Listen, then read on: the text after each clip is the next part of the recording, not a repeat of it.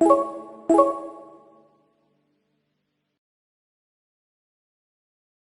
soc Cosme Sánchez i estem aquí per visitar el Cine Maldà. El Cinema Maldà és un espai acollidor amb un ambient clàssic i nostàlgic. La seva sala única i el sistema de projecció mantenen l'essència del cinema tradicional. És el mes del cinema a doble xec i és per això que he vingut a visitar el Cinema Maldà. Aprofitem per donar visibilitat a aquest petit negoci familiar que porta emetent pel·lícules independents des de fa més de 60 anys.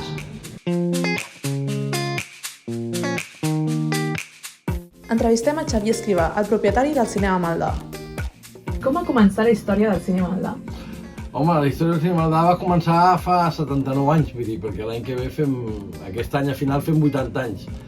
Anàvem a celebrar el 75, però ens va enganxar la pandèmia, el 2020, i llavors, doncs clar, vam tenir que anul·lar-ho tot. I, bueno, era un cine de barri, després, a partir dels anys 70, ho agafa el Círculo A, que llavors el Círculo A el va dedicar a fer cinema d'autor, o sigui, no cinema comercial. I cinema d'autor, cinema europeu, cinema americà independent, bueno, i a partir d'aquí, doncs, fins ara, no? Què significa per tu aquest Cinema Maldà? Home, aquest Cinema Maldà, després de la meva família, és el més important de la meva vida, perquè porto 35 anys aquí treballant. El 2007, 2008 o així va ser quan ens el vam quedar nosaltres, perquè jo sempre he treballat aquí. Jo vaig començar treballant a les Galeries Maldà, llavors sempre cada setmana venia a veure pel·lis. I llavors un dia em van dir, escolta, vols treballar aquí? Jo el primer que vaig pensar va ser, bueno, veig pel·lis gratis, no vaig pensar en res més. I a partir d'allí vaig treballar d'acomodador, després em vaig treure el carnet d'operador, era també el programador, bueno, fins que al final ja me'l vaig quedar jo. I quines han estat les majors dificultats que ha patit el cinema? Moltes. Som un cine familiar, som un cine petit, no som multisala, no venem palomites, som 1000 problemes.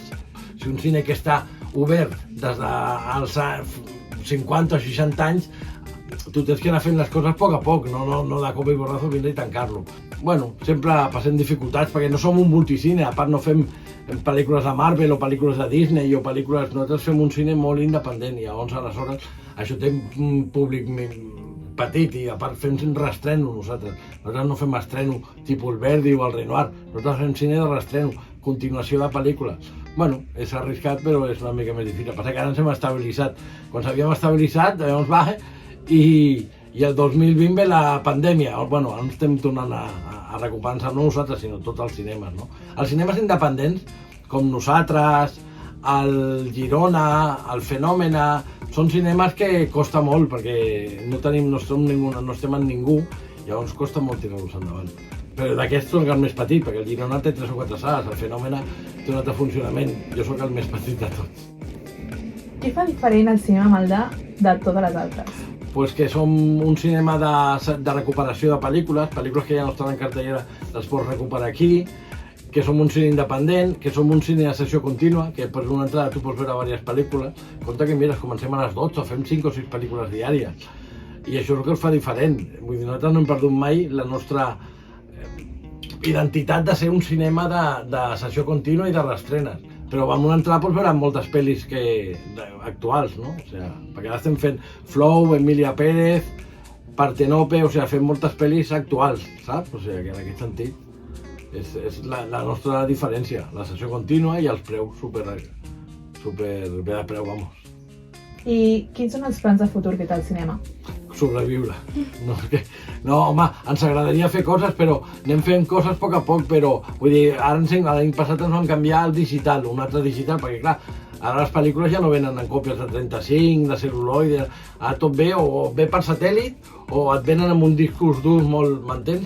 O sigui, ens teníem que adaptar al digital, i el digital, bueno, val molts diners, 30-35.000 euros en una màquina. Bueno, doncs ara ens agradaria canviar les cadires, però les cadires, cada cadira nova val 250 euros. Tenim 175, si sumes és una locura. Bueno, anem fent cosetes i sobretot sobreviure, perquè és molt difícil, no? Vull dir, sempre arribem a final d'any amb pèrdues, després ja recuperem, però sempre a final d'any tenim pèrdues. Si un any tenim moltes pèrdues, tenim que tancar, que no crec, però sempre arribem a l'any i tenim dèficit. O sigui, fas el balanç i dius, buah, perdem 2.000, 3.000, 4.000 euros, però bueno, amb això podem sobreviure, perquè després la temporada d'hivern és molt bona, però no tenim superàvit mai. Doncs moltíssimes gràcies per No, el teu temps. a vosaltres, a vosaltres. I tu, coneixes aquest cinema?